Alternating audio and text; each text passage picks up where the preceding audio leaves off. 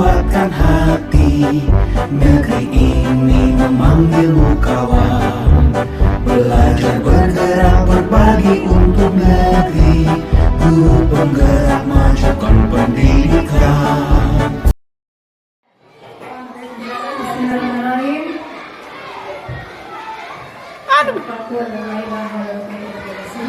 Assalamualaikum warahmatullahi wabarakatuh. Waalaikumsalam warahmatullahi wabarakatuh. Syukur alhamdulillah kita panjatkan kehadirat Allah Subhanahu wa taala, karena dengan izinnya sehingga kita ada tempat ini melaksanakan diseminasi budaya positif.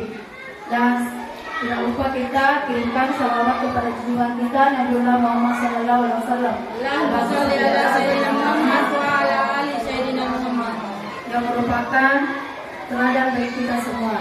Dan tak lupa saya ucapkan banyak terima kasih kepada semua kepala sekolah dan semua guru-guru yang sempat hadir di tempat ini untuk berkolaborasi dengan kami CGP untuk mendiskriminasikan budaya positif. Sebelumnya saya ucapkan dulu yang terima kepada ibu kepala sekolah, dan saya hormati bapak dan ibu guru SD Persada Merpati yang sama berbahagia. Semoga kegiatan kali ini mendapat berkah dari Allah Subhanahu wa taala. Amin ya rabbal alamin. Sebelumnya saya persilakan kepada ibu kepala sekolah untuk memberikan sepatah dua kata sebagai motivasi bagi kami semua. terima kasih Ibu Kasati. Bismillahirrahmanirrahim. Yang saya hormati Bapak dan Ibu guru semua. Assalamualaikum warahmatullahi wabarakatuh. Waalaikumsalam warahmatullahi wabarakatuh.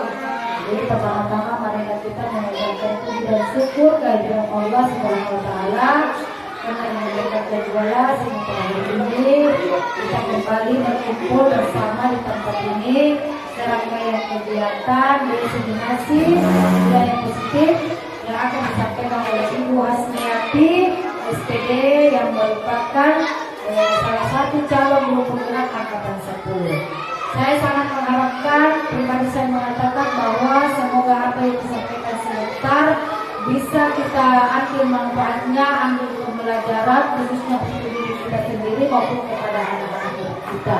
Karena dalam salah satu pengembangan karakter yang kita bisa lakukan di dalam proses pembelajaran kepada murid-murid kita, yaitu bagaimana penerapan budaya positif yang tentunya sebentar akan dikupas tuntas oleh CGP kita Ibu Hasniati terkait bagaimana implementasi dan pembelajaran budaya positif tersebut. Karena mengingat waktu, saya mempersilahkan Ibu Hasniati untuk mendiseminasikan budaya positif yang hari ini merupakan kegiatan aksi nyata yang dilakukan pada tugas sebagai calon guru penggerak. Kepada itu, saya serahkan mic ini kepada Ibu Hasniati. Terima kasih banyak Bu atas kesempatan yang diberikan kepada saya, dan saya terima kasih atas kesempatan Bapak dan Ibu guru meluangkan waktunya untuk mendengarkan diseminasi budaya positif ini.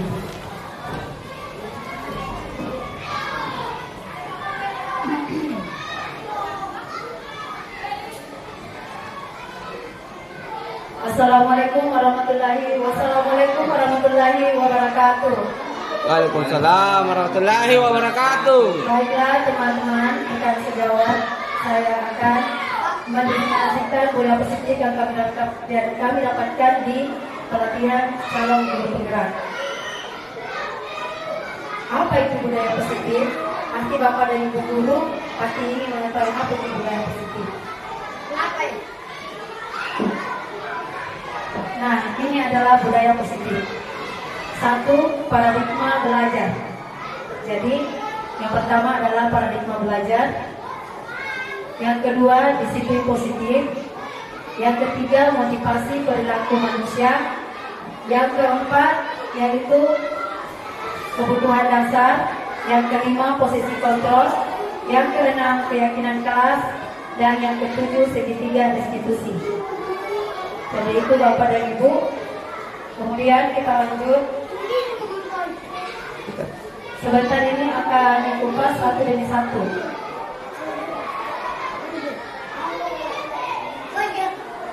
Apa itu paradigma belajar?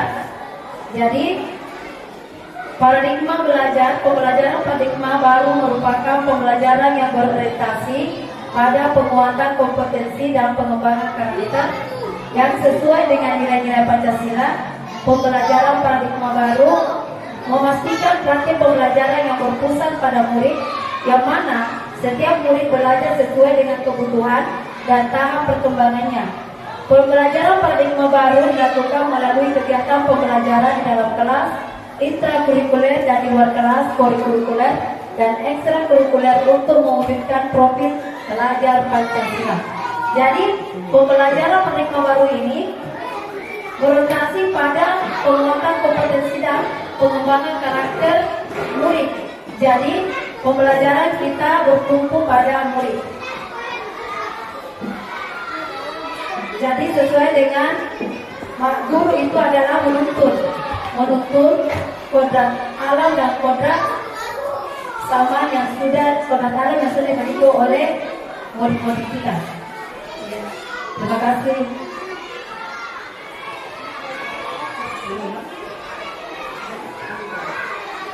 Nah sekarang paradigma belajar. Paradigma belajar itu ada dua, yaitu stimulus respon dan teori kontrol.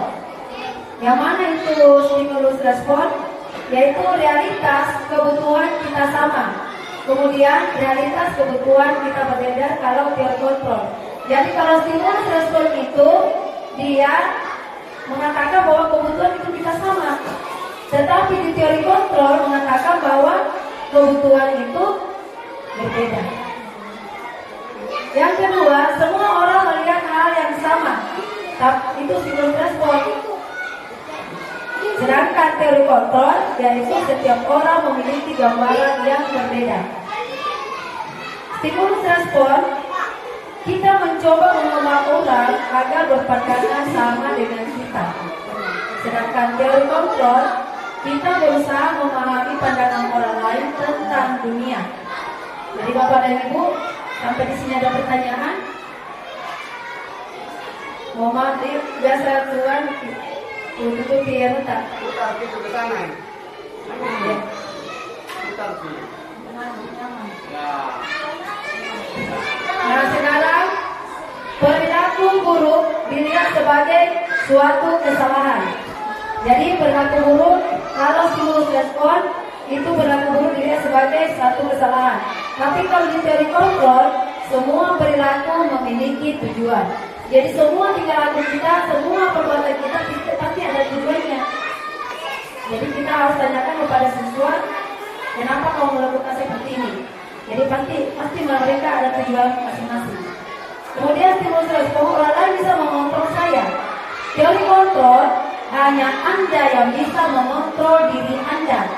Jadi kalau di stimulus respon, orang lain bisa mengontrol. Jadi coba dirubah bahwa hanya kita, diri kita sendiri yang mengontrol diri kita. Mulai dari diri kita, jangan mau dikontrol orang lain. Tapi kita harus mengontrol diri kita, diri sendiri. Kemudian stimulus respon, saya bisa mengontrol orang lain. Sedangkan teori kontrol, Anda tidak bisa mengontrol orang lain. Ya gitu. Jadi kita juga tidak bisa dikontrol. Berarti orang lain juga tidak bisa dikontrol Bapak dan Ibu.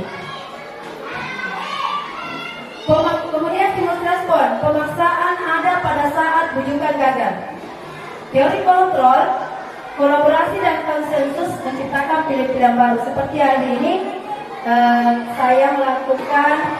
kita melakukan kolaborasi dan sudah berada berbakti. Terima kasih banyak karena bisa semuanya hadir untuk mendengarkan budaya tersebut ini di waktu anak-anak istirahat.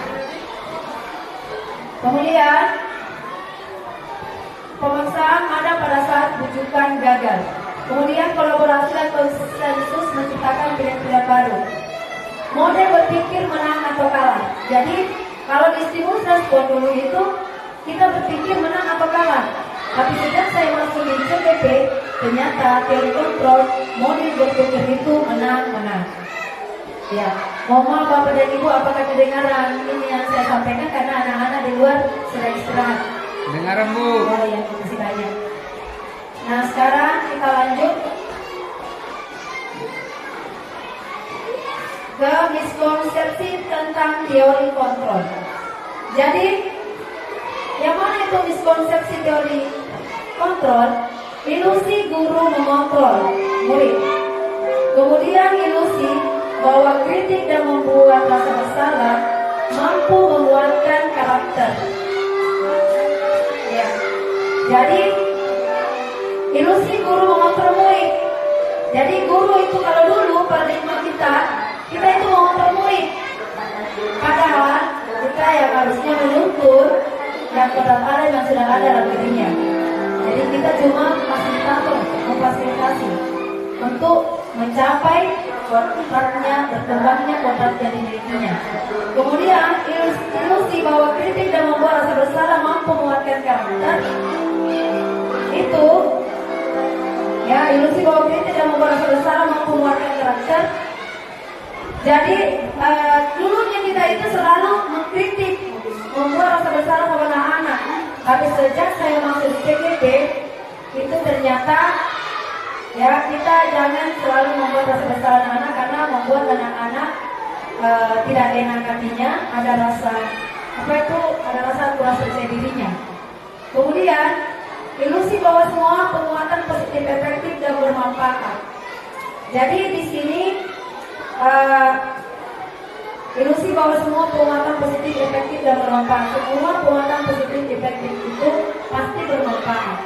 Sedangkan kalau bersifat negatif penguatannya itu pasti tidak bermanfaat. Ilusi bahwa orang dewasa berhak memaksa. Jadi ilusi bahwa orang dewasa berhak memaksa. Jadi walaupun kita sebagai orang dewasa nggak bisa langsung memaksakan kepada murid-murid kita atau anak kita sesuatu. Jadi kita harus berikan dia pilihan apa yang sudah ada di dalam dirinya, yang sudah berkembang mulai dari kecil. Lanjut Bapak dan Ibu, sampai di sini ada tanggapan atau pertanyaan Bapak dan Ibu? Ya, kita lanjut ke berikutnya. Nah sekarang Anda dan teman Anda, jadi ada permainan ini. Anda dan teman Anda akan melakukan kegiatan. Cobalah buka Anda adalah A. Tugas Anda adalah mengepalkan salah satu tangan Anda. Jadi coba ambil apapun yang diambil, apakah secara kertas atau apa saja yang bisa digenggam. Coba kepalkan tangan kita. Jadi kepalkan tangan kita. Coba kepalkan tangan. Kemudian siapa yang sebagai B? Jadi bayangkan bahwa yang Anda simpan di genggaman tangan Anda itu, genggaman tangan ibu guru dan bapak guru adalah sesuatu yang sangat berharga. Ya, silakan Bapak ya, siapa yang mau? Terima kasih banyak atas. Silakan dipengaruhi yang sampai sebagai B. Oh ini sebagai B. Coba kita bujuk untuk membuka kepalanya Ibu Hikayat. Coba bujuk.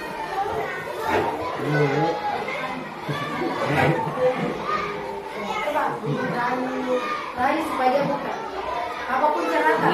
Mau dia apa? Ibu jadi. Ibu jadi. Hikaya mau rayu-rayu, mau lembut, mau keras, silakan. Sampai dia buka.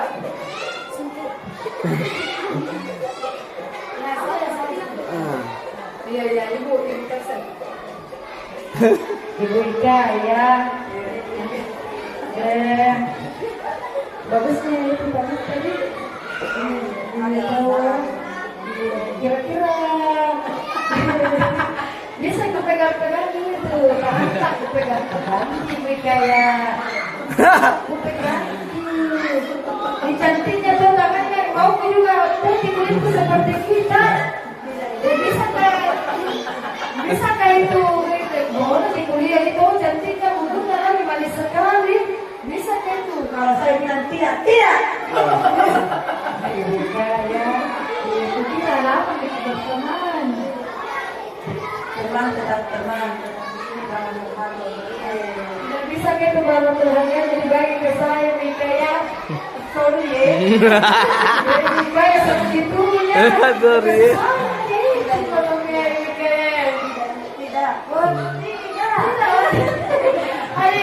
Tidak bisa ke saya langsung diberikannya sih Mas Teti. Jadi bagaimana ini? Ya, sebentar dulu. Coba tangan dulu. Terima kasih banyak Ibu atas kesempatannya.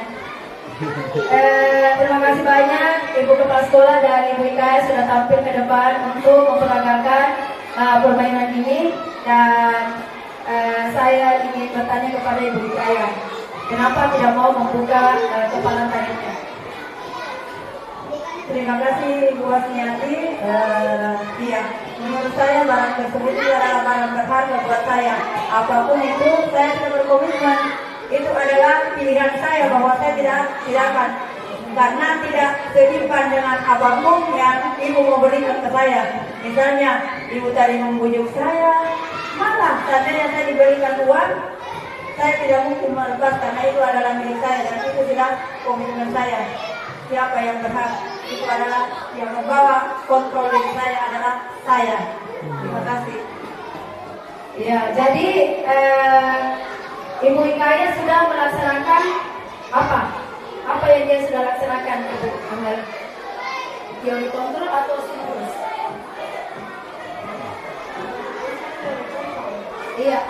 Kekurangan untuk Ibu Ikaya dan Ibu Kepala Sekolah dan Ibu Amel. Jadi yang dilakukan oleh Ibu Ikaya tadi adalah teori kontrol. Jadi sudah melaksanakan teori kontrol. Terima kasih banyak. Kita lanjut. Apakah Anda atau dia membuka kepala tangan Anda? Bagaimana tadi? Tidak, ya. Mengapa? Karena sudah dijelaskan tadi oleh Ibu Ikaya. Jika ya, apa alasan Anda atau B membuka kepala tangan Anda? Apakah Anda atau B menutup kepala tangan Anda? Mengapa? Apa alasan Anda atau B tetap menutup kepala tangan Anda? Sudah tadi dalam kegiatan ini sesungguhnya siapa yang memegang kendali atau kontrol untuk membuka atau menutup kepala tangan itu adalah diri kita sendiri. Jadi dimulai dari diri kita sendiri. Jadi semuanya itu kita berubah menjadi lebih baik itu kalau diri kita yang mau berubah. Jadi kalau diri kita sendiri yang mau berubah pasti akan ada jalan. Tapi kalau ada teman yang mempengaruhi itu tidak bakal lama prosesnya. Ya, tidak akan berlangsung lama perubahan itu. Sekarang kita lanjut disiplin positif. Nah, kita masuk ke disiplin positif. Apa itu disiplin positif? Ada yang bisa menjawabnya, Bu? Bapak dan Ibu, ada yang bisa menjawab apa itu disiplin positif? Nah, sekarang kita lanjut ke disiplin positif. Disiplin positif merupakan pendekatan mendidik anak untuk melakukan kontrol diri dan pembentukan kepercayaan diri. Inajar menyatakan bahwa untuk mencapai kemerdekaan atau dalam konteks pendidikan kita saat ini, untuk menciptakan murid yang merdeka, syarat utamanya adalah harus ada disiplin yang kuat. Disiplin yang dimaksud adalah disiplin diri yang memiliki motivasi internal. Jadi disiplin diri itu lahir dari diri kita, lahir dari dalam diri, internal. Sedangkan X itu berarti di luar, sedangkan itu di dalam. Jadi eksternal berarti pengaruh dari luar. Nah, sedangkan internal itu dari dalam kita sendiri mau berubah menjadi lebih baik dan berbuat positif. Contohnya kepatuhan, ketaatan, mengikuti aturan, ketidaknyamanan, dan hukuman.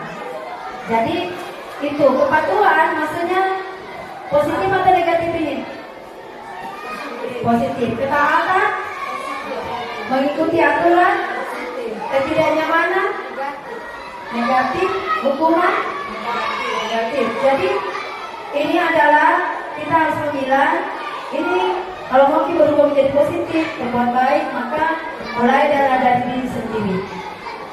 Nah, bagaimana dengan Ibu Mila? Bagaimana Ibu Mila? Ya, sudah dipahami Ibu Mila? Dan PJT cuma Ibu Mila. Iya, simpan dulu itu Ibu Mila. Ya, sudah mengerti Ibu Mila? Yeah. Nah, sekarang kita lanjut ke berikutnya. Video. Nah, sekarang video. Ayo kita menonton video. Jadi orang tua dan pendidik Masih naik suara nasi itu.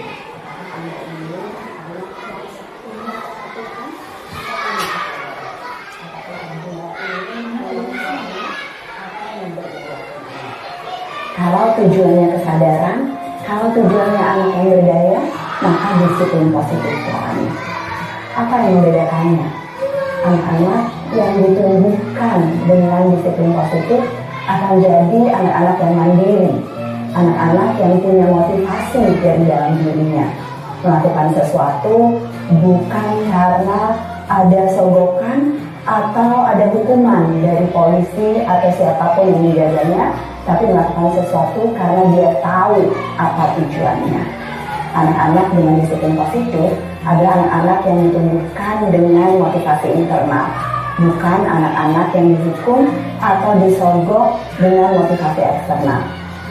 Anak-anak dengan disiplin positif adalah anak-anak yang merapikan mainan karena tahu bahwa dia harus menjaga mainannya, karena tahu kalau hilang maka dia adalah pihak yang paling dirugikan saat susah mencari pasangannya, karena tahu kamarnya jadi jauh lebih rapi dan enak untuk dijelajahi sesudah dia merapikannya. Bukan anak-anak yang merapikan mainan karena dapat janji untuk dikasih hadiah oleh orang tuanya, bukan anak-anak yang merapikan mainan karena ingin dapat pujian dari neneknya atau orang-orang yang berkunjung ke rumahnya. Semua riset tentang psikologi, tentang pendidikan, tentang individu-individu yang sukses dalam hidupnya sudah membedakan bahwa motivasi dari dalam diri, motivasi internal adalah motivasi yang akan efektif dalam jangka panjang. Itulah yang membuat kita kemudian punya tujuan-tujuan yang besar dalam hidup ini. Dan ini bekal yang berguna bukan hanya untuk anak mandiri untuk dirinya, tetapi untuk anak yang punya profesi dan bisa berkontribusi untuk dunianya. Jadi pilihan Anda, pilih disiplin positif atau pilih untuk menggunakan teknik-teknik disiplin yang negatif yang sudah terbukti dalam puluhan tahun ini sebetulnya tidak mencapai tujuan sebagai orang tua.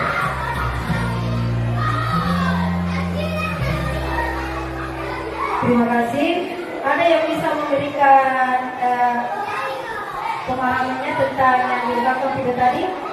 Ya, silakan Pak Mas. Ya, terima kasih atas kesempatannya Ibu. Saya mengapa cinta tentang video ini Ibu? Ternyata kita selama ini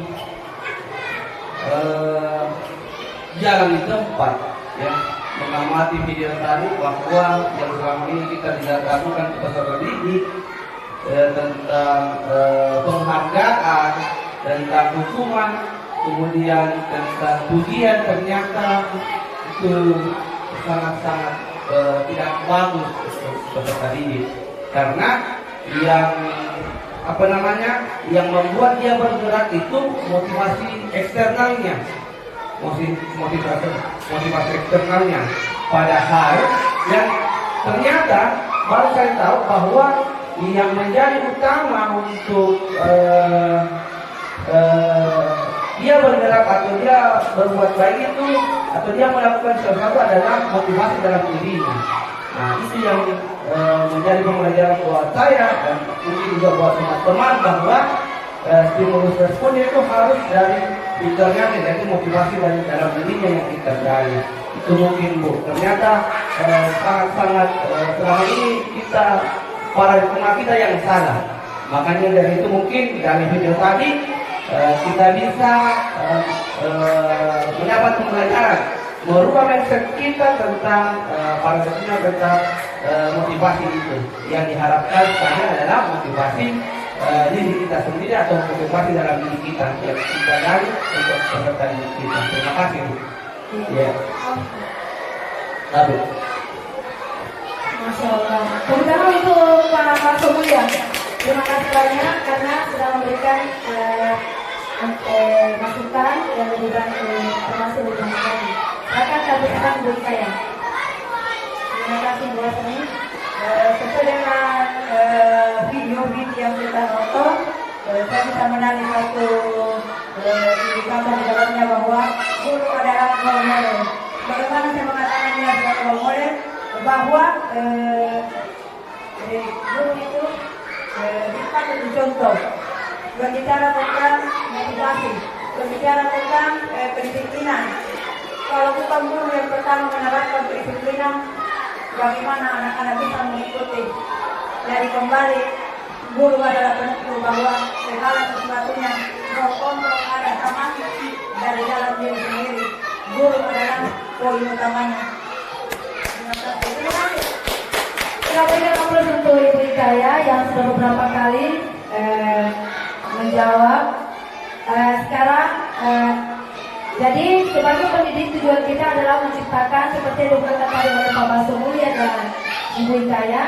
Sebagai pendidik tujuan kita adalah menciptakan anak-anak yang memiliki disiplin diri sehingga mereka bisa berperilaku dengan mengacu pada nilai-nilai kebajikan universal dan memiliki motivasi instinktif bukan ekstrinsik. Jadi berasal dari dalam dirinya sendiri dan kita juga kata Ibu Hikayah guru adalah sebagai panutan atau teladan. Jadi sudah berlebar tadi Pak Kasus sama Ibu Hikayah mengungkapkan, sisa saya menyimpulkan saja. Jadi itu semua yang dikatakan oleh kedua pembicara tadi Bapak dan Ibu sudah semuanya masuk dalam video tersebut. Jadi mulai dari diri kita sendiri. Kenapa dikatakan merdeka? Kurikulum merdeka itu mulai M itu mulai dari diri sendiri M. Jadi E itu eksplorasi. Kemudian demonstrasi. Kemudian elaborasi. Kemudian koneksi antar materi itu. Kemudian yaitu aksi nyata. Ternyata merdeka itu mulai dari diri, kemudian mengeksplorasikan, kemudian mendemonstrasikan di sekolah, di kelas, kemudian mengelaborasikan pemahaman kita kepada guru-guru dengan program. Ada komunitas-komunitas atau kepada guru-guru yang mau bertanya, baik dimanapun, dan kepada anak-anak, kemudian koneksinya antara materi dari awal sampai terakhir, kemudian aksi nyata kita di sekolah atau dimanapun. Jadi saya sebagai CGP yang dulunya itu mungkin masih kurang, saya insya Allah akan berubah dengan berlalu di CGP ini. Nah kita lanjut Bapak dan Ibu. Semangat mas, semangat Bapak dan Ibu. Saya ini tidak semangat di saya ini. Masih semangat? Masih. Saya lihat itu bagaimana Bapak Ibu ya. Nah ini contoh budaya positif di sekolah. Nah ini Bapak dan Ibu guru ada video tadi, ada foto tadi sini ya, semua. Nah yang pertama itu adalah kebiasaan sholat duha. Jadi kita biasanya sholat duha, kemudian kita lanjut. Jadi awal itu pembelajaran yaitu penjemputan. Jadi biasanya penjemputan salam sapa, kita menjemput anak-anak. Melihat keadaan siswa bagaimana keadaannya, nanti kita tanyakan apakah dia datang ke sekolah dalam keadaan bahagia atau tidak. Kemudian masuk ke apel pagi atau upacara bendera. Itu dengan disiplin anak-anak kita sudah mulai apel pagi dengan tertib, dengan upacara dengan tertib juga. Itu budaya yang baik, saling menghargai antar teman dan guru-guru kepala sekolah. Kemudian ada di setiap hari Jumat dilakukan budaya positif yaitu salat duha. Kemudian mengaji, ini adalah program mengaji sebelum belajar. Kita sudah melakukan program mengaji sebelum belajar itu 5 menit mengaji dulu. Kemudian lanjut ke setelah sholat duha ada jabatan tangan. Jadi setelah sholat duha ini kita daring. Ya, kemudian ada ini biasanya kita itu laksanakan ada programnya itu gemar membaca. Ini biasanya kita juga lakukan baik di gazebo atau di tempat-tempat lain, ada di pasar-pasar itu buku-buku supaya anak-anak bebas untuk membaca dimanapun. Jadi itu budaya positif, anak-anak dibiarkan untuk membaca. Tapi hari ini anak-anak bebas untuk kedengaran suaranya, dia main-main karena mereka itu sudah selesai melakukan suatu akhir tahun. Jadi ini sehingga anak-anak bisa mendengar itu karena dia masih dalam tahap sudah ulangnya. Kemudian kita lanjut ke ini ada pemilahan sampah. Jadi di teladan itu tuh kita belajarkan sama anak-anak untuk memilah sampah dan kemudian anak-anak bisa melakukannya setiap hari. Jadi ada pemilahan sampah, setiap ada sampah basah, sampah plastik. Kemudian lanjut ke tabe permisi. Tabe itu dalam bahasa Bugis Makassar, tabe itu diungkapkan ungkapan permisi. Jadi apabila mau lewat atau apa, kita katakan tabe. Tapi kalau di bahasa Indonesia itu permisi. Jadi itu adab kami. Dan untuk tahun ajaran baru kita akan, karena kita banyak yang CBP di sini, kita akan melakukan lagi kebiasaan yang lainnya. Nah, sekarang kita sudah masuk ke nilai-nilai kebajikan universal. Jadi nilai-nilai kebajikan universal sudah tahu semua ini Bapak dan Ibu? Kalau belum, kita masuk ke nilai-nilai kebajikan universal. Yang mana itu nilai-nilai kebajikan universal? Nilai-nilai ini merupakan payung besar dari sikap dan perilaku kita, atau nilai-nilai ini merupakan fondasi kita berperilaku. Profil pelajar Pancasila. Jadi sekarang itu di kurikulum Merdeka ada profil pelajar Pancasila Bapak dan Ibu. Jadi ada profil pelajar Pancasila terdiri dari beriman, bertakwa kepada Tuhan Yang Maha Esa dan berakhlak mulia, kemudian mandiri, bernalar kritis, berkebinekaan global, bergotong royong dan kreatif. Yang mana itu beriman dan bertakwa kepada Tuhan Yang Maha Esa? Yaitu seperti tadi ya, kita sholat dua bagi agama Islam. Dan kita juga menghormati agama lain yang ada di sini. Dan mereka juga melakukan kegiatan keagamaan bersama. Karena kebetulan di sini ada juga yang beragama Kristen, gurunya, dan mereka dan beliau adalah juga tokoh agama di agama Kristen. Maka mereka dia juga bisa mengumpulkan orang-orang yang beragama Kristen untuk diberikan bimbingan tentang Kristiani. Sedangkan yang beragama Islam tetap berkumpul juga melakukan salat atau apa saja. Kemudian mandiri, di sini anak-anak diberikan kemandirian untuk melaksanakan tugas-tugasnya. Bernalar kritis itu guru-guru di sini sudah melakukan berbagai macam pembelajaran itu, baik itu dengan teknologi, yaitu dengan digital maupun dengan manual. Itu sudah dilakukan semua supaya anak-anak bisa bernalar kritis, berkebinekaan global, saling menghargai dan mengetahui kebinekaan bahwa kita ini di Teladan saja banyak suku budaya, banyak agama. Kemudian bergotong royong. Nah, kerjasama kita ini banyak. Jadi pagi-pagi itu kita sudah bekerjasama untuk bersihkan sampai pulang, kebersihan harus dijaga. Dan dalam kajian seperti ini kita sudah bergotong royong, berkolaborasi. Kemudian kreatif. Jadi anak-anak sudah berkreatif membuat sesuatu, karena di sini anak-anak beberapa kali mendapat juara bersama dengan guru berkolaborasi lomba inovatif juara 1 tahun 2022 itu anak-anak sudah berinovasi dan kreatif membuat sebuah karya bersama dengan guru. Kemudian dulu itu pemikiran dulu itu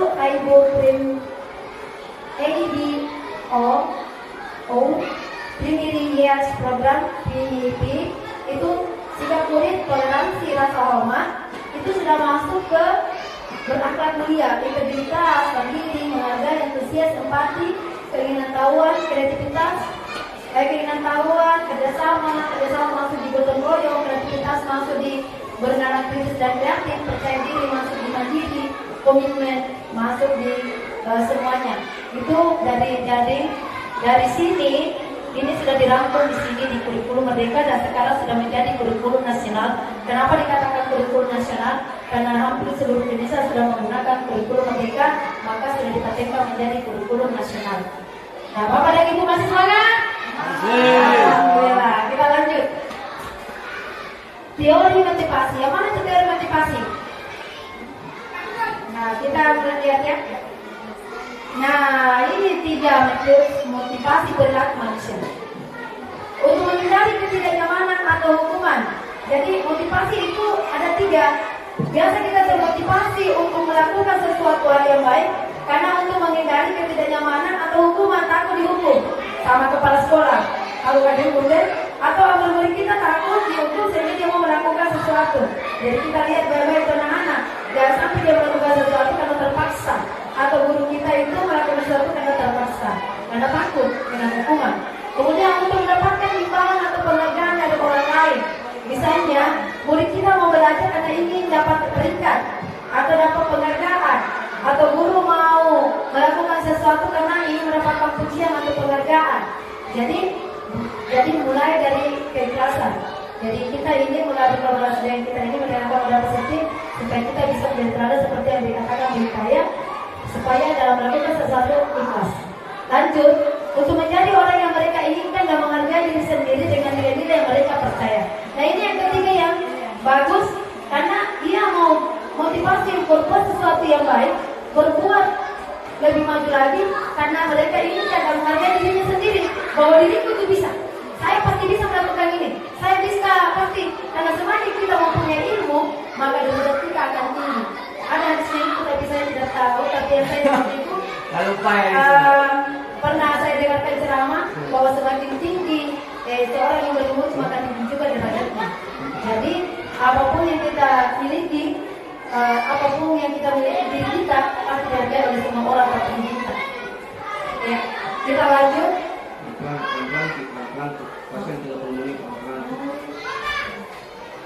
Nah, kita lanjut ke 5 kebutuhan dasar. Nah, Bapak dan Ibu guru pasti sudah pernah tahu ini 5 kebutuhan dasar. Sebelumnya, bagaimana Ibu Nuri? Sudah tahu ini? Belum? Iya. Kalau begitu, kita lanjut ke 5 kebutuhan dasar. Yang mana itu kebutuhan dasar? Yang pertama, kebutuhan bertahan hidup. Siapa yang bisa? Yang mana itu kebutuhan bertahan hidup? Makan, minum. Ya. Kebutuhan bertahan hidup. Saya ambil contoh. Ya. Ketika kita lapar, kita tidak pergi ambil nasi atau kelaparan, kita perlu hidup. Nah, mungkin itu simpel bosnya. Iya. Terima kasih untuk Ibu Kaya. Nah, sekarang untuk Pak Samuel lagi. Terima kasih kembali untuk Ibu Husni bahwa selama ini saya yang mengetahui itu kebutuhan dasar ada 3 aja. Ternyata ini maksudnya yang pertama itu mungkin itu standar papan, ya kebutuhan primer, tersier dan sekunder. Ini yang saya tahu. Jadi itu standar papan dan apa lagi? Standar papan, iya. Itu yang saya tahu tentang kebutuhan dasar manusia. Ternyata saya lihat ada 5 kebutuhan dasar ini. Iya, luar biasa. Memang luar biasa CGP ya di pendidikan guru penggerak. Karena saya juga baru tahu bahwa ternyata ada 5 kebutuhan dasar. Jadi kita sama-sama belajar. Kebutuhan bertahan hidup seperti yang dikatakan oleh Ibu ya, yaitu makan, minum. Kita bisa hidup kalau kita bisa makan dan minum.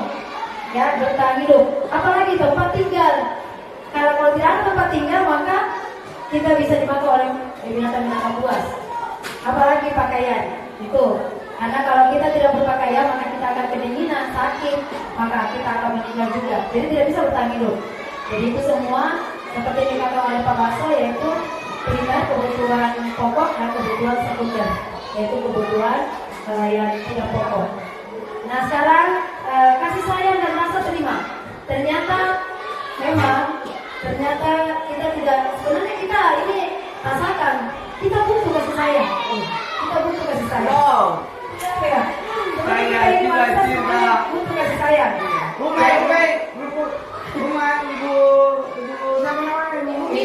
pasti butuh kasih sayang. Iya. Yang terutama mungkin rasa sayang dari keluarga. Iya, iya. Inilah butuh. Ya, jadi kasih sayang itu, jadi sejak saya belajar CTP, itu saya mulai memperbaiki diri saya untuk bagaimana saya menyayangi anak saya dan menurut saya lebih baik lagi. Jadi bagaimana saya pendekatan saya kepada anak saya. Terima kasih karena saya sudah masuk di CTP. Kemudian penguasaan. Jadi ada penguasaan. Jadi manusia itu selalu mau berkuasa. Sebenarnya mau menguasai seseorang. Itu ada penguasaan, mau menguasai orang supaya dia bisa menuruti dirinya. Ya, satu penguasaan ini ada yang positif dan ada yang negatif. Bisa kita sendiri yang mengertikan itu. Tapi semua yang manusia itu butuh. Dia butuh untuk bisa diperhatikan. Penguasaan di sini kemungkinan dia seperti butuh diperhatikan oleh orang, misalnya ya, karena dia butuh, semua manusia itu butuh perhatian. Kebebasan. Jadi kebebasan di sini manusia itu mau bebas melakukan sesuatu. Kemudian kesenangan. Ibu, kalau ada yang mau dipergi, ibu, yang lagi, mau puja, oh, terima kasih banyak, Bu. Jadi kebebasan, jadi semua ini kita mau bebas. Termasuk saya juga, saya mau bebas. Saya mau melakukan seperti ini sesuai dengan apa ide-ide saya, keinginan saya. Jadi kita bebas, tapi harus juga ada kontrol diri. Bagaimana kebebasan itu tidak terjun ke negatif. Ya. Kemudian kesenangan. Kita semua ini mau senang, tidak mau sedih. Tapi bagaimana kita mau meraih semua kesenangan itu? Jadi 5 kebutuhan dasar ini mau terpenuhi itu sesuai dengan mulai dari diri kita sendiri dulu, kemudian pasti orang lain bisa mengisi kebutuhan kita itu secara sendiri dengan sendirinya. Ya. Lanjut Bapak dan Ibu. Ada dipahami? Bu, Ya. saya Ya. ini termasuk dari Ya. penerapannya untuk apa relevansinya 5 kebutuhan dasar ini terhadap kita terhadap proses pendidikan ini, apa relevansinya tentang 5 kebutuhan dasar ini, itu yang menjadi pertanyaan. Iya. Terima kasih banyak Pak. Jadi 5 kebutuhan dasar ini bagi murid kita, yaitu bagi pembelajaran sangat berarti. Yaitu kalau kita mengetahui kebutuhan dasar anak murid kita, maka kita sebagai pendidik bisa berperilaku baik kepada anak kita. Tidak seadanya saja. Jadi seperti anak-anak itu seharusnya, ada anak-anak itu biasanya tidak mau melakukan sesuatu, dia itu misalnya tidak mau menulis, mungkin karena dia butuh perhatian, butuh kasih sayang, atau dia mau kurang percaya diri lah, maka kita bagaimana cara kita sebagai guru untuk mendekatinya. Atau ada anak-anak yang terlambat bangun, terlambat datang ke sekolah, mungkin karena dia itu misalnya kurang tidur, jadi di rumahnya itu dia itu terlalu banyak kesenangan. Nah, jadi bagaimana kita bisa mendekati anak-anak itu, cara belajarnya jangan sampai itu anak-anak dalam belajar dia itu kita tanya, makanya ada asesmen diagnostik pertama awalnya. Jadi asesmen diagnostik dia tahu bahwa ini anak-anak dia itu butuh kasih sayang. Karena pribadi kodrat anak itu banyak macam-macam. Pribadi anak itu ada yang manja-manja, ada yang sukanya itu lari, itu mau bebas. Ada anak-anak sukanya dia mau menguasai teman-temannya. Karena anak-anak itu ada mau menguasai teman itu, ada mau dia sebagai blok-blok dia. Saya ini bosmu ya, saya panggil bos. Berarti dia mau menguasai teman. Kemudian kebebasan, dia itu mau bebas. Bagaimana di pembelajaran? Maka kita membuat modul ajarnya itu sesuai dengan kebutuhan anak-anak. Jadi anak-anak itu butuhnya seperti ini. Kodrat alamnya seperti ini, dia maunya itu bebas. Maka kita ajak untuk keluar. Ayo kita keluar jalan-jalan belajar. Maka dia terpenuhi pembelajarannya, dia bisa mengetahui materi itu dengan dia bebas mau berbuat. Anak kita keluar, misalnya belajar tentang daun. Anak-anak kita keluar belajar tentang daun. Coba cari daun apa saja yang ada di sini, bebas kalian mencari daun. Kemudian identifikasi daun apa. Cari ini model daun seperti ini apa namanya, daun apa namanya. Jadi anak-anak bebas mencari. Berarti sudah kita sudah memenuhi kebutuhan hidup anak dan sudah memenuhi dan pembelajaran juga tercapai. Kemudian penguasaan, kalau memang anak-anak selama itu berpuasa, maka kita jadikan bisa menjadi ketua kelompok, ya, menjadi ketua kelompok atau menjadi ketua kelas. Tapi kita bisa memberikan pengarah sebagai ketua kelompok yang baik, bisa mengayomi teman-teman kita. Sudah kebebasan, kemudian kesenangan. Dengan belajar di luar itu bisa senang. Dalam kelas juga bisa senang kalau kita melakukan kuis atau diskusi kelompok atau permainan-permainan dalam kelas atau apa saja yang membuat mereka senang belajar. Kemudian kebutuhan bertahan hidup yaitu makan minum di Estetral ini sudah disiapkan kantin. Jadi kantin sudah ada supaya mereka bisa makan dan minum dan sudah diberikan kesempatan untuk siapa yang mau minum. Silakan, kalau makan itu pasti dari saat istirahat. Terima kasih banyak Ibu. Karena ada di juga ya. Terima kasih banyak Ibu. Terima kasih banyak untuk Bapak dan Ibu yang masih bertahan di sini. Ya. Kita berikan dulu aplaus kepada Ibu Kepala Sekolah karena sudah mau berbagi. Kenapa Ibu Nuni? Semoga masih bisa bertahan ya. Saya sudah dipahami Ibu Nuni? Ya. Nah sekarang jadi maksudnya ini Bu tentang kebutuhan dasar. Iya. Jadi intinya pentingnya kebutuhan dasar ini untuk mengidentifikasi kebutuhan murid dalam proses sebentar untuk merancang proses pembelajaran. Ya itu yang saya tangkap tentang kebutuhan dasar ini. Jadi untuk menciptakan pengalaman pembelajaran yang efektif bagi siswa, kita harus paham dulu apa yang dibutuhkan. Ya, jadi treatmentnya yang berbeda kepada setiap siswa. Ini sangat bagus dalam proses pembelajaran. Jadi ini mungkin juga saya bisa terapkan di pembelajaran PDOK karena itu memang kadang saya kita lalai mensamaratakan kondisi siswa. Ternyata mereka ini memerlukan treatment yang berbeda tergantung ini kebutuhan dasarnya. Iya. Terima kasih itu yang bisa saya pahami. Iya. Terima kasih banyak Pak atas pertanyaannya dan Pak Basu sangat memahami sekali materi ini. Ya betul sekali. Karena dengan mengetahui kebutuhan dasar siswa, maka kita bisa melakukan pembelajaran yang berdiferensiasi, seperti yang didengungkan di kurikulum merdeka, ya, atau di kurikulum nasional. Tapi nanti kita akan belajar lagi di CBP itu pembelajaran diferensiasi. Mungkin Bapak dan Ibu juga penasaran, yang mana itu pembelajaran diferensiasi?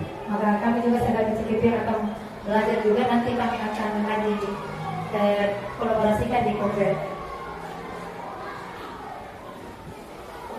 Kita lanjut Bapak dan Ibu. Bagaimana Ibu Mila sama Ibu Isada? Yeah.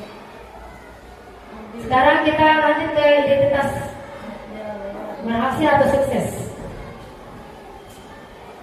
Nah sekarang identitas gagal itu adalah hukuman. Jadi identitas yang gagal itu adalah hukuman, sedangkan identitas berhasil atau sukses adalah disiplin. Identitas gagal di sini hukuman, sedangkan disiplin itu terbagi atas dua: disiplin, sanksi, konsekuensi, dan restitusi. Jadi ada tiga. Kalau hukuman, sesuatu yang menyakitkan harus terjadi. Jadi kalau hukuman sesuatu yang menyakitkan harus terjadi. Sedangkan sanksi atau konsekuensi sesuatu harus terjadi. Sedangkan restitusi merupakan pilihan. Jadi sesuatu yang menyakitkan, terima kasih banyak. Jadi sesuatu yang menyakitkan harus terjadi. Kenapa? Karena sesuatu yang menyakitkan itu harus terjadi. Kalau hukuman, dia merasa anak murid itu merasa kami itu terbebani hatinya. Kalau ada sanksi konsekuensi itu sesuatu juga harus terjadi. Sedangkan restitusi merupakan pilihan. Kita berikan pilihan kepada anak-anak untuk menyelesaikan masalahnya. Kemudian hukuman tidak nyaman untuk murid anak untuk jangka panjang. Jadi kalau kita selalu memberikan hukuman kepada anak-anak, maka dia akan mengingat sampai apapun itu hukuman. Bahkan ada pasti rasa dendam dalam dirinya Bapak dan Ibu. Kemudian tidak nyaman untuk murid atau anak untuk jangka waktu pendek. Jadi kalau sanksi atau konsekuensi dalam jangka waktu pendek tidak nyaman untuk anak. Kemudian restitusi memuatkan untuk murid anak dalam jangka waktu panjang.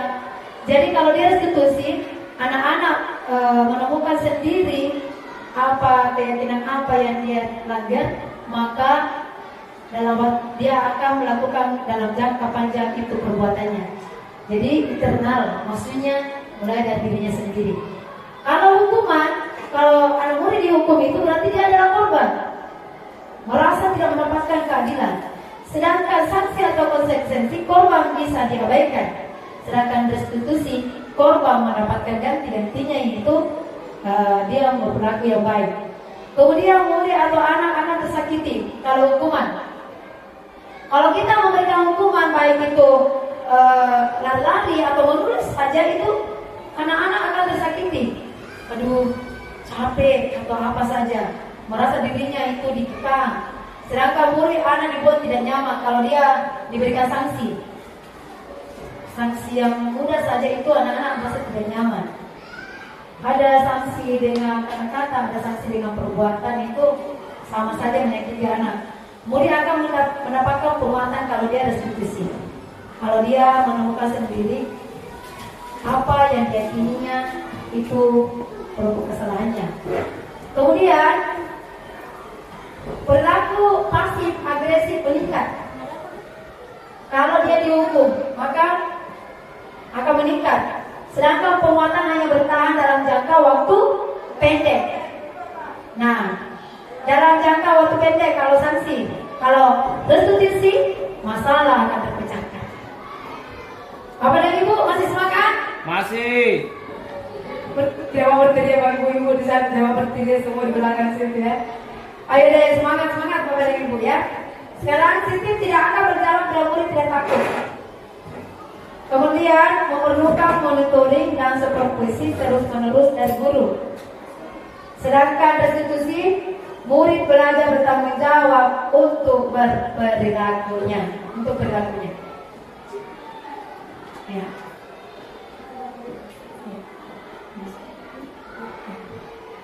Nah, kita lanjut.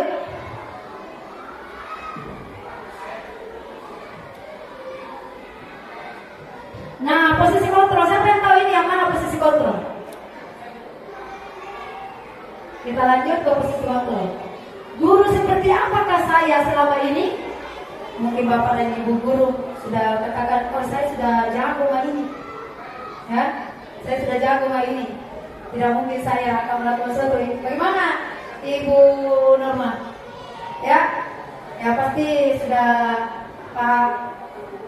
Karena saya lihat cara mengajarnya sudah bagus. Tapi kita lihat sekarang ya.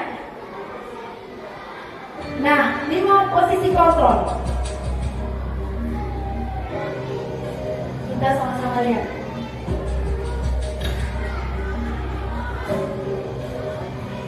Naren,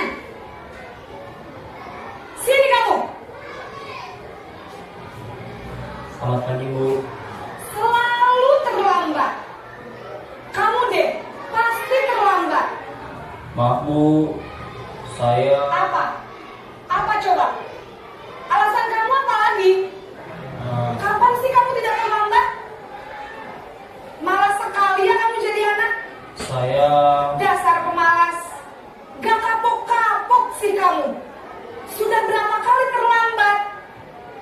Sana, kamu keliling lapangan basket 2 kali. kenapa saya harus keliling lapangan basket, Bu?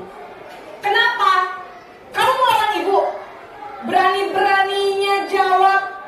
Sudah terlambat, masih berani jawab pula.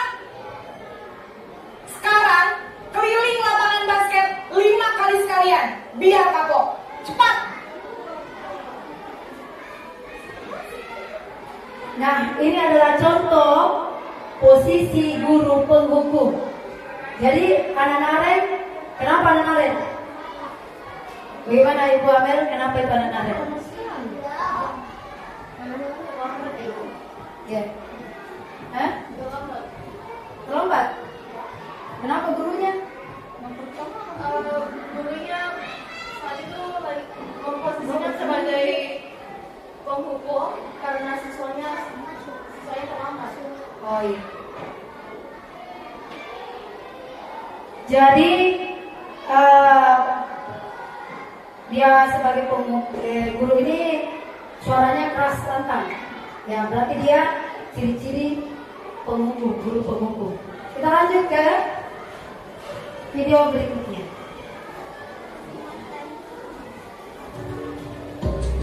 Guru pembuat merasa bersalah.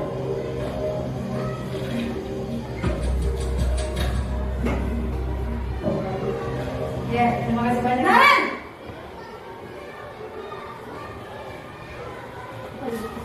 Selamat pagi, Bu. Naren. Kamu kenapa terlambat lagi, nak? Nah, Ya lagi. Tuhan, Naren. Kamu senang ya bikin ibu susah ya? Kalau kamu terlambat lagi, nanti ibu yang ditegur bapak kepala sekolah, nak. Disangka ibu tidak bisa membina kamu. Duh, gimana ini? Maaf, Bu. Duh, Gusti Naren. Kamu suka ya kalau ibu ditegur bapak kepala sekolah? Terus, sekarang ibu harus tulis apa ini di buku absen? Ini kamu sudah sering terlambat loh. Ibu harus apa coba? Maaf, Bu. Maaf sekali. Ya sudah, lain kali jangan bikin ibu susah lagi ya nak ya. Ibu tidak akan kuat lagi kalau kamu begini terus. Bisa jantungan kalau ibu ditegur bapak kepala sekolah. Sana cepat ke kelas. Maaf ya, Bu. Maaf sekali.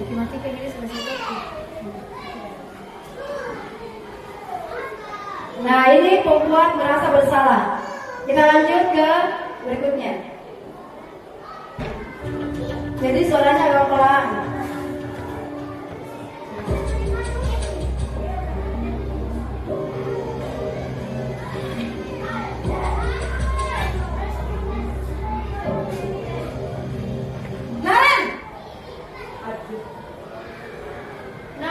Naren! Naren lagi. Selamat pagi, Bu. Aduh, Naren ini. Wah, sudah jam berapa ini nak? Nah, ini contoh Selamat guru. lagi ya sayang. Iya, Bu. Habis ibu saya lupa bangunkan saya, Bu. Kamu malah menyalahkan ibu kamu. Kamu bukannya anak yang larinya paling kencang. Kok terlambat sih? Iya, Bu. Saya memang terlambat bangun tadi. Jadi, biarpun saya lari kencang, tetap gak kekejar, Bu. Ya sudah sana. Nanti lain kali larinya lebih kencang lagi ya. Biar gak terlambat lagi. Bikin seneng ibu. Demi ibu. Bisa kan? Bisa lah, Bu. Ya sudah sana masuk kelas. Ibu beresin urusan absen kamu. Nah, itu adalah guru sebagai teman. Jadi siapa yang sebagai teman ini biasa melakukan ini?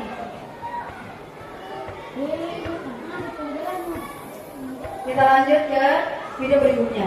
Guru sebagai pemantau.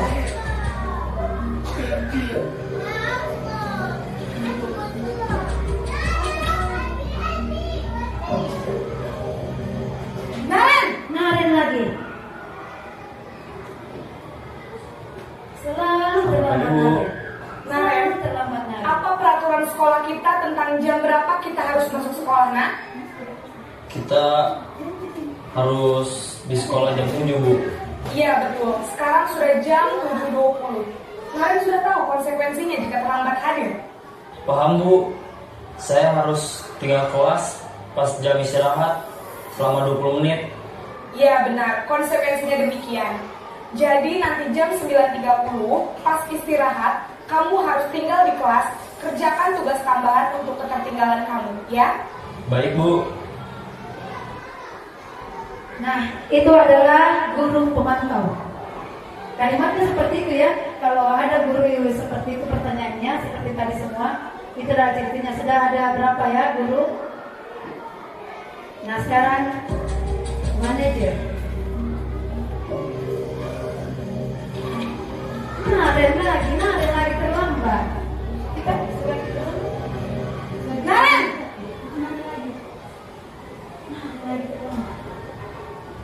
Selamat pagi, Bu. Selamat pagi Naren. Maaf, Bu. Saya terlambat.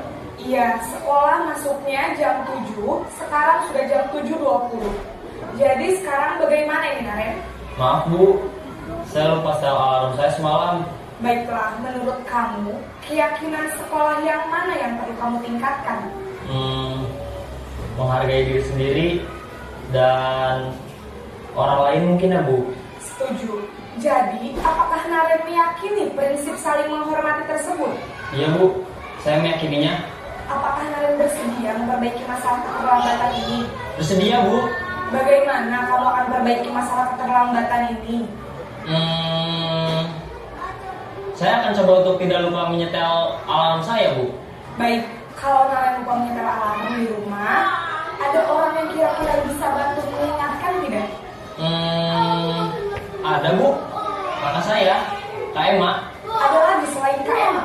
Selain Kak Emma, ada ibu saya. Baik, jadi yang mengingatkan Naren adalah Kak Emma dan ibu kamu ya? Kira-kira akan mulai setel alarm kapan nih Naren? Setelah pulang sekolah, akan segera saya lakukan. Baik, jadi Naren akan setel alarm untuk bangun besok pagi dan akan diingatkan oleh kakak dan ibunda Naren ya. Ada lagi yang mungkin perlu dilakukan Naren agar tidak terlambat bangun lagi? Tidak ada, Bu. Baik Naren, terima kasih untuk kerjasama kamu. Sekarang kamu. Nah, itu tadi contoh guru. Nah, siapa di sini yang kalau Pak Widodo itu biasanya jadi guru yang mana? Selama ini? Yang mana? Kalau kita di SD, Bu, lebih kepada teman supaya siswa itu lebih cepat menangkap kenapa dia dihargai, begitu supaya agar tidak terlambat lagi. Iya. Setelah melihat video ini bagaimana? Kita pilih yang mana? Bagusnya yang mana? Posisi sebagai teman.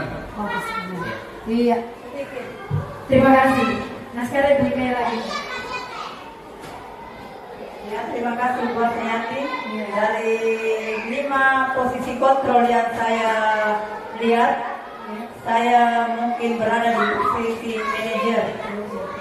Ya, guru itu mengayomi.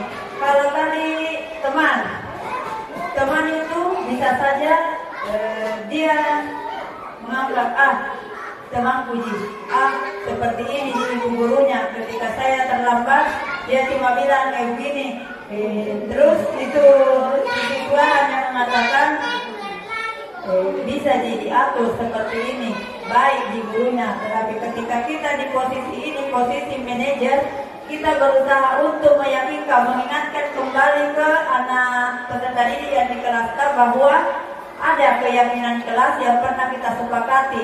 Seperti tadi, mungkin kesepakatan kelas atau keyakinan kelas yang pernah kita terapkan atau kita sepakati, tidak boleh datang terlambat.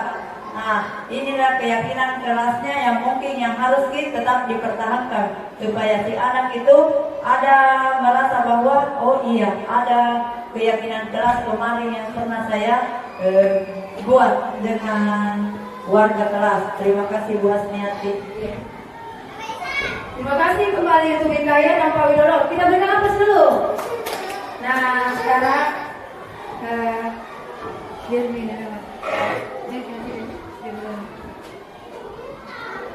Nah, sekarang kita lanjut ke sekarang kita akan melihat sama-sama ingin menjadi guru seperti apakah saya? Kita lihat sama-sama sejauh mana pengalaman saya. Coba sebutan kuisnya saya mau jelaskan dulu yang mana itu kalau dia itu sebagai penghukum itu biasanya enak didengar itu kalau suaranya guru yang lain itu besar. Enak tidak? Tidak enak juga ya? Tidak enak. Pasti dirasa kalau gurunya itu besar-besarnya menghukum, kemudian dia berikan lagi sanksi yang berat, itu anak-anak akan dendam atau tersakiti. Kemudian pembuat rasa bersalah seperti ini. Ih, takut sama kepala sekolah deh. Berapa itu, bagaimana nih? Jangan kita terlambat. Kalau kita selalu terlambat, saya juga ditunggu sama kepala sekolah karena saya balik kelas Anda di kelas 5. Bagaimana itu? Nah, itu pembuat rasa bersalah. Kemudian itu tidak efektif juga karena anak-anak merasa kurang percaya diri. Aduh, gara-gara saya ini sehingga dihukum sama kepala sekolah. Nah, kemudian lanjut ke teman. Enak juga teman. Bisa baca juga? Ya, bagus. Tempatnya bagus. Nah, sekarang kita lanjut. Kalau dia sebagai teman, bisa saja sebentar dia tergantung sama kita, Bapak dan Ibu. Oh, ada Jian deh temanku, maka dia akan melakukan kesalahan lagi. Sebentar ada temanku sebentar, dia itu sebentar teman. Saya kira temanku jadi, kenapa mesti dihukum kak? Kenapa mesti nilaiku kurang? Saya kira teman jadi. Jadi itu akan ada yang pastinya kepada anak-anak. Kalau itu sebagai teman, pasti dia merasa saya teman. Ya, kemudian lanjut ke yang mana lagi? Pemantau. Kalau dia sebagai pemantau, anak-anak merasa kurang percaya diri lagi. Saya terus dipantau, seperti saja penjaga dipantau. Tapi kalau sudah manajer, anak-anak sendiri meyakini saya terlambat ini kenapa? Dia dicari, kenapa terlambat? Kenapa bisa begini? Bagaimana terus-terusnya anak-anakku? Bagaimana caranya nak? Supaya tidak terlambat lagi. Begitu caranya. Ya, kita lanjut ke kuis. Coba dijawab ini. Ayo anak, tolong bantu ibu ya. Termasuk guru apa ini? Siapa yang bersalah? Merasa bersalah. Ya? Dia di sebelah sini. Dia di sebelah sini. Apa di sana? Ayo anak, tolong bantu ibu ya. Termasuk apa itu? Ibu. Termasuk pemantau. Menjawab lagi saja. Apa? Merasa bersalah, coba kita lihat. Wow, ternyata teman. Jadi kalau ada kata ayolah nak, tolong bantu ibu ya, tolong bantu bapak, jangan berbuat seperti ini. Itu adalah teman. Selalu kita dijadikan teman. Nah, kita lanjut ke kuis berikutnya. Ibu sangat kecewa sekali dari kamu. Sebagai apa ini? Merasa bersalah. Merasa bersalah. Coba kita buka. Ternyata dia senang memahami sekali ya. Sedialanya juga semangat. Coba. Siapa yang bisa jawab ini? Kamu ini pasti selesai dan paling terakhir selesai. Apa ini? Hukum papa. Kita ibu. Hah? Apa? Ya, penghukum malu-malu. Jadi ibu berjawab. Penghukum coba. Kita lihat. Wow, ternyata benar sekali Bu Nur Anissa. Sekarang kita lanjut. Itu tadi. Ya, manajer. Apa ini? Manajer. Kita lihat. Tik tik pemantau. Lagi belum. Kita lanjut ke ini. 1 jam 5 menit. 1 jam 5 menit. Diam. Ini selesai ya. Sekarang keyakinan kelas. Mengapa keyakinan kelas? Mengapa tidak peraturan kelas? Kita lanjut. Iya. Semua warga kelas hendaknya ikut berkontribusi dalam pembuatan keyakinan kelas lewat kegiatan curah pendapat. Dibuat dalam bentuk positif, pernyataan-pernyataan poin yang sesuatu yang dapat diterapkan di lingkungan tersebut, bersedia meninjau kembali keyakinan kelas dari waktu ke waktu. Dulunya itu saya cuma kesepakatan kelas, sekarang sudah ada keyakinan kelas setelah CGP, dan ini keyakinan kelas tidak terlalu banyak, maksudnya tidak terlalu banyak sisi positif apa yang dibuat oleh anak-anak. Misalnya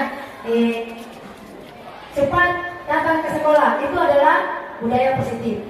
Itu misalnya saling menghargai, disiplin, jujur, bertanggung jawab, itu semua ya, itu semua adalah contoh-contoh warga kelas harus berkontribusi dalam pembuatan keyakinan kelas. Bapak dan Ibu guru sudah siap ya, dalam ajaran baru ini kita sudah memulai keyakinan kelas. Apakah Bapak dan Ibu guru siap dalam mengajar kita memberikan dulu keyakinan kelas? Insya Allah anak-anak itu akan berbuat sesuai dengan keinginannya. Seperti yang saya lakukan biasa, karena saya kalau ada CGP yang saya sudah melaksanakan sebenarnya kesepakatan.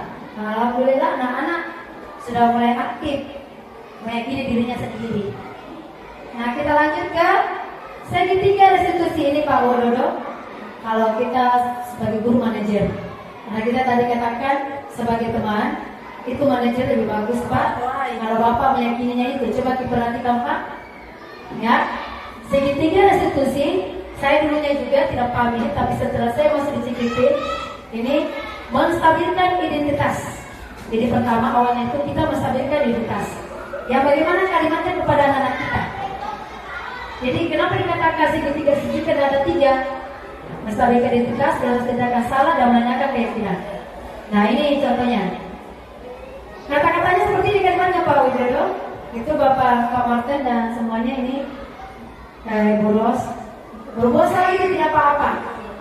Ya, berbuat salah itu tidak apa-apa. Tidak ada manusia yang sempurna. Saya juga pernah melakukan kesalahan seperti itu. Jadi kita kembalikan ke diri kita supaya anak-anak merasa nyaman. Oh, guru juga seperti itu. Kita bisa menyelesaikan ini. Nah, kita bisa menyelesaikan ini. Jadi kita itu cuma mengarahkan, bukan memberikan solusi. Jadi di sini di segitiga restitusi dia sendiri yang memberikan solusi bagaimana supaya mereka tidak melakukan kesalahan itu lagi. Pelanggaran itu lagi. Kamu pernah merasa begitu? Apakah kamu sudah menjadi teman yang baik bagi diri sendiri? Kemudian kita lanjut ke validasi tindakan salah. Setelah kita menstabilkan, kita kalimatnya seperti ini. Kamu pasti punya alasan mengapa melakukan hal itu. Jadi kita tanyakan alasanmu kenapa. Untuk kamu tidak melakukan hal yang lebih buruk lagi. Seandainya hal yang buruk lagi, pasti ada yang celaka. Jadi begitu kata-katanya. Validasi tindakan yang salah supaya dia lebih memahami lagi. Setelah itu kita menanyakan keyakinan. Apakah kamu masih ingat keyakinan kelas apa saja yang telah kamu sepakati? Jadi ini bisa terjadi Pak, kita bisa membuat segitiga restitusi kalau kita sudah membuat keyakinan kelas. Misalnya kita berolahraga, bisa Pak. Nih, kita membuat keyakinan di kelas setiap kita mengajar. Kalau sebentar kalau mereka melanggar, kita bisa menyatakan keyakinan apa yang kamu lakukan nak? Oh, saling menghargai. Saya tidak menghargai ibu, bapak. Saya tidak menghargai teman. Nah, kemudian kita lanjut. Apa bayangan kita tentang kelas yang ideal? Itu semua kita tanyakan kepada anak-anak. Terima kasih. Nah, sampai di sini sudah dipahami Bapak dan Ibu? Nah, sekarang kita kembali ke Pak Widodo sebagai merepresentasikan bagaimana materi ini tentang itu segitiga restitusi. Apakah Bapak meyakininya bahwa itu yang terbaik bagi Bapak atau masih bertahan ke teman? Ternyata setelah dipahami materinya dan dijelaskan oleh Ibu Hasni, saya sangat memahami ternyata posisi manajer sangat dibutuhkan oleh seorang guru. Oh iya, terima kasih. Ya, terima kasih banyak Bapak dan Ibu guru. Ada lagi yang mau mengungkapkan? Ibu yang di sana, Ibu Nurdela? Ya, terima kasih banyak. Saya akhiri dengan walau komentari. Pertemuan ini semoga berkah dan kita doakan kepada pahlawan Kiai Dewantoro mendapatkan tempat yang lebih baik lagi. Berdoa dimulai. Selesai dan saya akhiri. Assalamualaikum warahmatullahi wabarakatuh. Sampai jadi keyakinan itu sama dengan kesepakatannya. Jadi pernah kita pernah menempel itu kesepakatan, tapi sudah juga menjadi keyakinan. Biasa toh? Nah, Bagaimana tuh contohnya kalau kesepakatan dulu? Menjaga kebersihan kelas. Menjaga Kebersihan kelas. ya itu adalah kesepakatan di kelas. Nah sekarang sudah keyakinan di kelas, yaitu budaya positif. Yang mana tuh budaya-budaya positif? Yaitu minta izin jika keluar dari kelas, membersihkan kelas, jujur, toleransi, saling menghargai. Ya, kalau ada saling menghargai berarti tidak ada yang bertengkar. Menghargai teman, menghargai ibu guru, dan menghargai semua benda-benda yang ada di sini supaya tidak ada yang rusak. Nah, untuk itu anak-anakku sekarang tugasnya yaitu siap untuk menulis keyakinan pada dirimu, keyakinan apa yang harus diwujudkan di kelas ini. Siapa yang tahu? Apa? Jujur. Jujur dari segi apa? Jujur di mana? Dari segi perbuatan. Jadi semuanya harus jujur. Nah sebentar, apalagi yang bisa? Contohnya, toleransi. Kenapa harus toleransi? Hah? Besar-besar surat anak. Karena kita memiliki teman yang berbeda agama. Untuk itu kita harus saling toleransi. Kalau benda-benda yang di sini, bagaimana kalimat budaya positifnya? Untuk menjaga benda-benda di sini. Ya, tidak menjaga. Jadi hindari itu kata tidak dengan jangan. Menjaga benda di kelas supaya tidak rusak dan hilang. Apalagi contohnya, saya akan bagi ya. Menjaga apalagi? Menjaga apalagi? Saling menghargai. Tidak bertengkar maksud saling menghargai ya. Jadi hindari kata tidak dengan jangan. Apalagi? Bagaimana kelas kita harus dibersihkan atau tidak? Apa yang dikatakan situ? Menjaga. Nah, apalagi?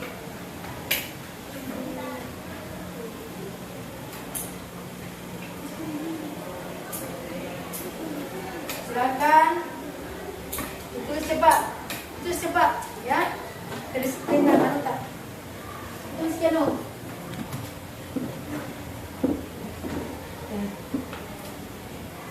Tulis kena. Tulis cepat. Apa budaya positif? Disiplin. Terlambat datang atau cepat datang? Disiplin. Harus disiplin itu ya. Silakan. Siapa yang sudah selesai? Silakan ke belakang untuk menempel.